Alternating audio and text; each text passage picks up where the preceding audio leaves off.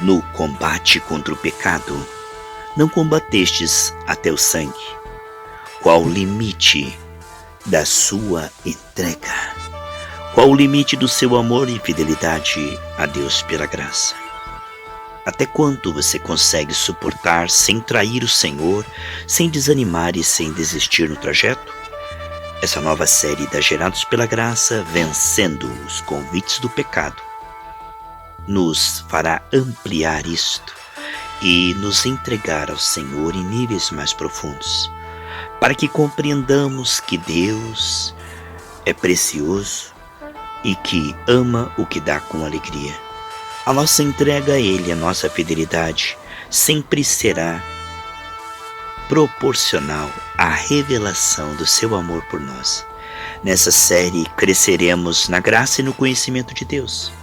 Aprenderemos como Deus nos ama e como Ele é muito maior do que qualquer convite do pecado, qualquer prato de lentilha. Vamos estar juntos nesta série maravilhosa, reveladora e cheia da unção de Deus, chamado Vencendo os Convites do Pecado. A paz do Senhor Jesus Cristo. Feliz com Deus, amados, vamos para a parte 6 do tema Vencendo os Convites do Pecado. Aqui Mateus capítulo 25, versículo 23. Disse-lhe o seu Senhor: Bem estás, servo bom e fiel. Bom e fiel servo. Sobre o pouco foste fiel, sobre o muito te colocarei, entra no gozo do teu Senhor. Ontem o nosso querido pastor Riclave trouxe uma mensagem muito bênção, muito bíblica, muito ungida, né? E que foi confirmada com muitos sinais. Glória a Deus pela vida do pastor Geraldo, que estava lá também ajudando a orar. Pastor Wilson, adorando a Deus, sua esposa. E esse tema, que é o logo da Gerados pela Graça, recebendo graça para ser fiel. Nós somos salvos para as boas obras, né? Não somos salvos pelas boas obras. Isso faz toda a diferença, né? Os judeus na antiga aliança tentavam ser salvos pelas obras e isso não funcionou, né? Nossas obras são computadas como trapo de imundícia se for para ser salvo ou aceito. Mas as nossas obras, como fruto, né, tem galardão. Quando o fruto ele é efeito da comunhão, ele não é adultério. Agora, quando o fruto é para tentar comprar a Deus, impressionar a Deus, né?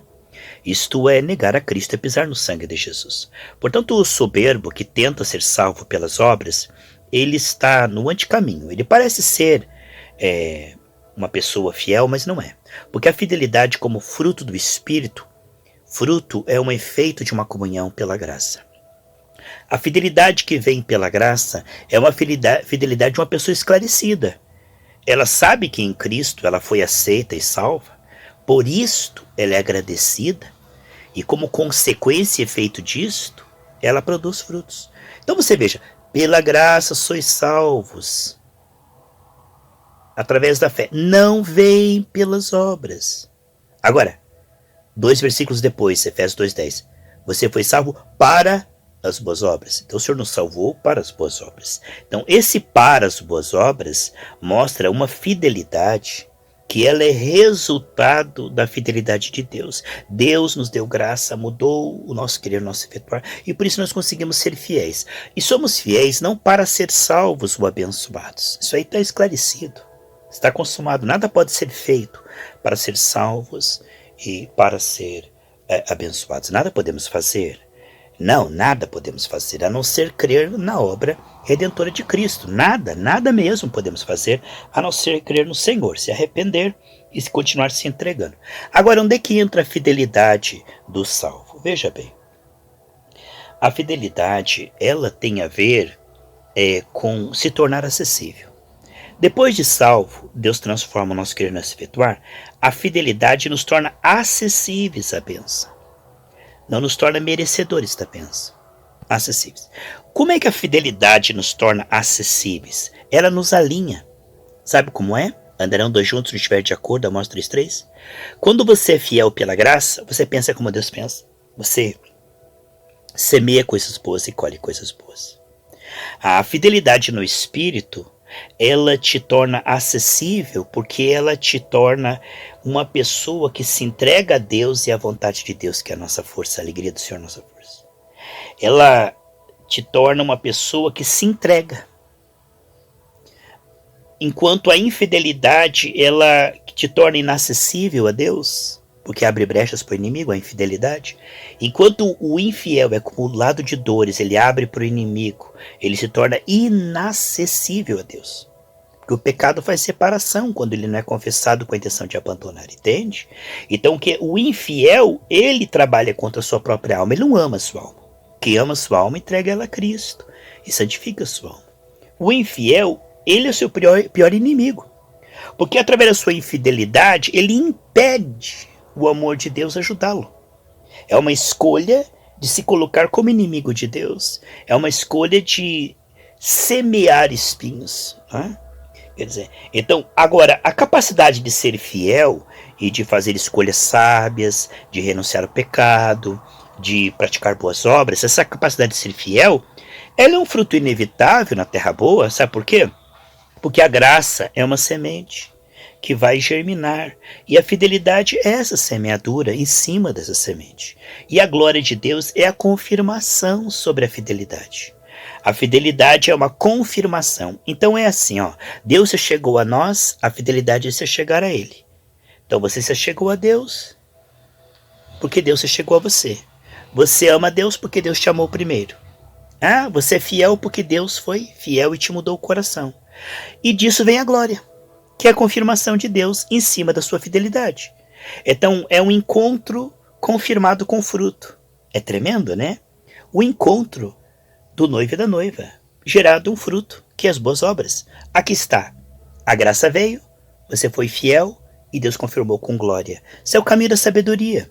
Amados, o Senhor nos ensina a viver uma vida transbordante, acessar, enquanto os outros só falam sobre, né, Romanos 12, 1 e 2, que aquele que renovar a sua mente, ele vai experimentar a boa, perfeita e agradável vontade de Deus. Então ele vai sair daquela antivida, aquela programação mental que o homem estava desde a queda, autodestrutivo, ao qual ele se alimentava do pecado, o salário do pecado é a morte, ele estava morrendo, para agora uma nova semeadura, que é a fidelidade, que é praticar aquilo que ele está ouvindo, que é a palavra. Ouvir, semear e perseverar. Essa prática é imperfeita? É. Porque a semeadura, o começo do processo da santificação, como tem da carne, como tem imaturidade, a pessoa falha, o sangue de Jesus nos purifica. Lá em 1 João 7, quando eu estou procurando andar na verdade, amar o meu irmão, as eventuais falhas são confessadas e purificadas. 1 Coríntios 11, 31 diz, quando eu chamo o pecado de pecado, aquilo não é computado contra mim. Entendeu? Deus não só perdoa, como ele se torna responsável de ir trabalhando nas minhas entregas diárias, né, do coração, para ele ir libertando. Então, essa libertação progressiva, lá em Atos 26, 16 ou 18, Deus diz, Paulo, eu te apareci e te revelarei, mas eu continuarei aparecendo e revelando coisas para você. Essa revelação progressiva, a glória manifesta, é tremenda. Por quê? Porque é uma parceria, aonde Deus está mudando o seu coração, a sua linguagem, a sua semeadura, e aí ele muda o seu cenário. Como é que Deus muda o cenário? Mudando a semeadura. E a semeadura é o quê? A palavra crida no coração e confessada nos seus lábios. O que nós estamos vendo, então, nessa série de Vencendo os Convites do Pecado, fala de esperar inteiramente na graça, porque é a graça que muda o coração, a visão e o desempenho. Quando você começa a ouvir a palavra de Deus, ela muda o teu querer, mas muitas vezes você vai falhar e confessar. No início do processo vai ser mais confissão do que obediência prática. A obediência primária não é parar de pecar. A obediência primária é arrependimento. Por isso que Pedro chamava o povo ao arrependimento e à fé. O arrependimento é reconhecer que aquilo é pecado, que você não quer mais aquilo, tipo de vida de Adão. E a fé é a dependência, você está entregando dia a dia o teu coração pela graça, junto com os irmãos, para Deus ir trabalhando no seu coração, nesse processo lindo e maravilhoso de libertação. Então, a obediência primeira não é uma obediência de mudar o comportamento. A obediência primeira é se voltar para Deus todo sujo, falho, crendo que Ele pode mudar você. Então, a obediência primeira não é ir à tarefa e melhorar as obras, o fruto. A obediência primeira é se voltar ao Senhor, reconhecendo o seu pecado e crendo que só Ele pode mudar o seu coração e seu desempenho. Portanto, a primeira obediência que Deus quer de nós não é uma mudança de comportamento, mas é uma mudança de mente. Por isso que no grego a palavra arrependimento, metanoia, é mudança de mente. Aonde a minha mente, que estava em Adão, contrária às Escrituras e contrária a Deus, lá em Isaías 65, ele diz: todos os dias estendi minhas mãos a um povo que está de costas para mim, um povo que me despreza. Então o que é arrepender e converter-se? Arrepender é dizer: eu não vou viver de costas para Deus, virado para o pecado. Sabe como o homem está de costas para Deus, idolatrando o pecado, né? O pecado é idolatria. Então o homem está de costas desde a queda. O homem foi programado de costas para Deus e olhando para o pecado, para o mundo, para a carne. O que é arrepender-se? Eu não quero mais ficar de costas para Deus. E converter-se, virar-se para o trono. Os seus olhos para Jesus, para a palavra, estar com os irmãos. E aí Deus vai mudando primeiro o coração, certo? É um trabalhar de dentro para fora, muito lindo. Não é uma coisa assim, uma mudança instantânea. Jesus disse para os fariseus lá em Mateus 23, 26, vocês mudaram o comportamento, por fora vocês têm um comportamento, mas por dentro vocês estão todos sujos. É só a graça que penetra na intenção e nas motivações. Lá em 1 Coríntios 4, 5 diz que Deus sonda as intenções. Deus disse: olha, eu não olho o exterior, eu olho o coração. Ele falou para Samuel: eu olho o coração, e eu escolhi Davi. Então veja, um homem segundo o meu coração. E Davi falhava, mas o coração de Davi era quebrantado e se arrependia e se voltava para Deus, não é? E cria na misericórdia de Deus, porque não adianta pedir perdão se você não crê no perdão. Portanto, esse converter-se, se voltar-se para o Senhor, vai primeiro mudar as intenções mais profundas do seu coração. Você decide, se é o começo da vida cristã, no Espírito é tão lindo, que você decide que você não quer mais. Você decide: eu nunca mais vou fazer isso. Você começa a decidir que não quer mais, você tem nojo daquilo. Mas pelo hábito, né, que você não vai de 0 para 100, você estava acostumado com o pecado, você vai pecar cada vez menos. É um processo gradativo. Se você era uma pessoa que brigava, você recebe o Espírito Santo, você descobre que ele é pecado, você tem horror a brigar, e você decide: nunca mais eu vou brigar. Mas como você estava acostumado, né, você vai às vezes ficar tentado, ou às vezes até vai cair em tentação no nervosismo. Então o que vai acontecer? Você não se culpa. Não, já decidi que não vou ser mais nervoso e irritado. Não. Você não fica caído, como o pastor Iclavo falou. Você diz: Senhor, me perdoa, isso não é minha vida, minha nova natureza não é violenta, eu sou manso e humilde. E se coloca de pé e decide: eu não vou mais ficar nervoso. Você decide isso para sempre. Não é da próxima briga, da próxima discussão. O homem que realmente nasceu de Deus não é aquele que parou de pecar, é aquele que decidiu que nunca mais vai pecar. A decisão começa no coração. Deus gera o querer e o efetuar. O querer é assim, ó, quando você nasce de Deus, você recebe um novo coração que entende a vontade de Deus e que aceita. Deus diz: eu vou tirar o coração de pedra, vou dar um coração de carne que consegue fazer a minha vontade. Então, o homem no espírito, tudo se fez novo, ele sabe o que é pecado, ele não quer pecar, ele decidiu que nunca mais vai pecar. Mas como a sua alma é volátil e às vezes ouve a carne por fraqueza, imaturidade ou distração, aí tem o sangue. Porque a gente não devia pecar nunca mais depois que recebeu Jesus. Mas pela imaturidade, pela ignorância, pela fraqueza ou pelo costume, o homem ainda vai pecar, não é? Então o que acontece? A prática não é pecado, a prática é santidade. O pecado é um acidente, uma coisa que acontece. Então nós não devemos ser nem extremistas de dizer: eu nunca mais vou pecar, e se eu pecar eu vou desistir da igreja, porque a igreja não é para mim.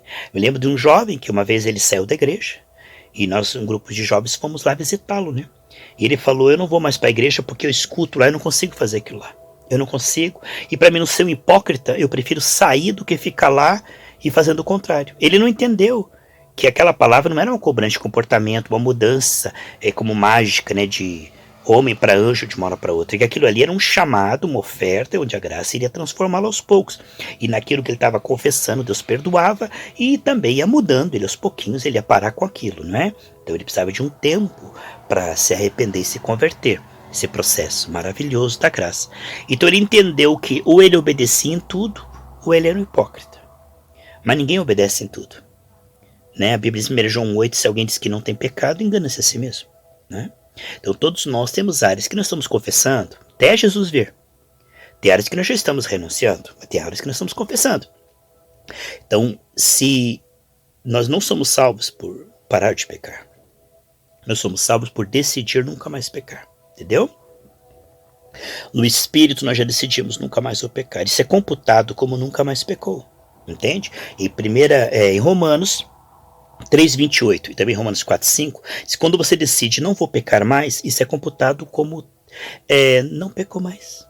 Porque o que é a nossa justiça? A nossa justiça não vem pelo desempenho, a nossa justiça vem pela fé. Ou seja, quando eu confio no desempenho de Cristo, o desempenho de Cristo é declarado o meu desempenho. Ele é computado. A Bíblia diz que Abraão foi imputado a ele justiça pela fé. O que é imputado? É o contrário de amputado. Amputado é tirar um membro que estava lá. Imputado é acreditado na sua conta. Ou seja, o sangue de Jesus completa o seu testemunho. Ninguém vai entrar no céu porque acertou sempre, mas o sangue completou o testemunho dele e ele entrou lá porque o sangue o tornou justo.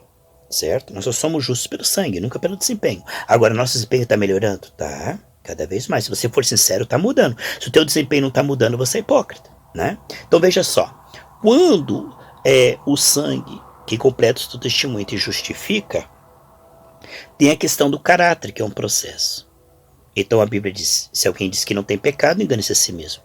Quando Jesus vier, 1 João 3, 2 e 3, nós seremos igualzinho a ele, pois o veremos face a face. Mas hoje, 2 Coríntios 3,18, nós contemplamos por níveis, é de glória em glória e fé em fé. Estamos errando cada vez menos, mas nós erramos.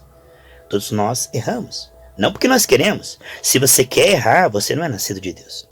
Se você erra e tem paz no pecado, você não é nascido de Deus. Tem que receber Jesus. Se você erra e esconde o pecado, você não é nascido de Deus. Você realmente precisa nascer de novo. Agora, se você tem horror ao pecado, já decidiu não errar, mas está errando, o sangue de Jesus te purifica. Isso acontece na vida de todos. Não há ninguém que esteja assim, num nível onde ele é salvo por acertar sempre. Agora, todos aqueles que estão errando, erram com tristeza, erram por acidente, não têm prazer nisso, não premeditam isto, não fazem isso uma prática normal, não acham isso normal. Eles fazem isso, sentem tristeza, confessam e dizem, Senhor, não quero nunca mais fazer. Isso é uma marca. A perfeição, então, ela é computada por cada obediência de Cristo. Não é a tua obediência que te salvará, mas sim a obediência da fé. O que é a obediência da fé? Né? Lá em Filipenses 3,9, Paulo chegou à conclusão de que ele não conseguia obedecer em tudo. Então ele chegou à conclusão que a justiça dele diante do Pai era Cristo, e a justiça dele diante das tentações era o Espírito. Então quer dizer, Cristo nos justifica diante de Deus para sermos salvos, e o Espírito nos justifica, a nossa justiça, nosso poder, nossa sabedoria, para vencermos as tentações. Então, andando no Espírito, nós não vamos pecar. Agora, porque nós não andamos sempre no Espírito, infelizmente, às vezes peca, o sangue de Jesus purifica. Não devia ser assim, porque pela nova natureza nós conseguimos andar em obediência. E quanto mais maduros nós somos na fé, menos nós pecamos. Quanto mais nós andamos no Espírito, a Bíblia diz, anda no Espírito, você não vai cumprir os desejos da carne. O homem, quando ele recebe Jesus, ele tem um Espírito para nunca mais pecar. Só que como ele não tem ainda a mente renovada, ele às vezes pensa que precisa, ele é tentado, e às vezes ele não vigia. Por isso que Jesus falou, ore pelo menos uma vez, 1 hora por dia, porque senão você vai cair em tentação. Então a consagração, a comunhão com os irmãos ajuda muito, sabe? Você está ouvindo a palavra, meditando na palavra, só pensa coisas boas, só desperta pensamentos puros. Você pode ver que enquanto está ouvindo essa série, você não tem desejo de pecar. Quanto mais você ouve a palavra, mais você está com os irmãos, mais você está ali em consagração e jejum, buscando a Deus em oração nas madrugadas, menos vontade de pecar você tem. Geralmente as bactérias espirituais, que é o pecado, eles atacam quando a gente está fraco. Você viu quando Jesus estava com fome lá? Foi naquele momento que Satanás veio atacá-lo? O diabo ele procura um momento onde você não está vigiando, está fraco, mas se você estiver andando no Espírito, você não vai pecar. Isso não quer dizer agora que eu estou pregando perfeição sem pecado. Estou dizendo que nós podemos, sim, romper com o pecado, meus queridos. Isso é plenamente possível. É claro que quando saímos do corpo, aí nem haverá mais tentação, né? Aí será a perfeição absoluta. Agora, eu quero incentivar você a odiar o pecado, todo o pecado, a tomar a graça e entender que servo bom e fiel não é aquele que está sendo fiel para ser aceito ou salvo. Ele está sendo fiel porque ele foi aceito e salvo pelo sangue e tem o espírito da obediência. Então a fidelidade, boa e fiel, ele faz para a glória de Deus, não para ser abençoado. A fidelidade que você faz não por débito, porque está com débito diante de Deus, mas você já está em créditos pelo sangue de Jesus. Você faz por gratidão, por amor, né? Você faz com alegria. Deus ama o que dá com alegria. Então a fidelidade que é para a glória de Deus, não é por medo do inferno. A fidelidade que você faz não para ser abençoado, você já é abençoado. É a fidelidade que você faz em Cristo no Espírito para a glória do Pai. Não é uma fidelidade tua para que Deus olhe para você e te abençoe, né? É uma fidelidade que você faz porque em Cristo você recebeu o espírito da obediência e o dom da justiça, né? Nós somos feitos, a palavra de Deus fala que nós somos feitos servos da justiça. Então, essa capacidade de ser ministro da justiça, de produzir boas obras, de ser fiel, é maravilhoso. Irmãos, receber graça e ser fiel para a glória de Deus, aí está servo bom e fiel. Ele não apenas está fazendo o que é certo, ele está fazendo com a motivação, é para a glória de Deus. É por amor às pessoas. Não é ser justo para ser aceito ou para ser salvo. Isso nos levaria para a antiga aliança. Lá em Romanos 9, 20 ao 22, diz que os judeus tentaram ser salvos pela obediência da lei e foram rejeitados. Porque pela obediência da lei ninguém será salvo. Ninguém vai chegar diante de Deus e dizer, Deus, estou aqui porque eu obedeci, né? Ninguém vai se gloriar diante de Deus. Todos que chegaram lá vão reconhecer, eu só estou aqui por causa do sangue de Jesus e pelo auxílio do Espírito Santo que me deu graça para eu ser fiel. Aleluia, em nome de Jesus.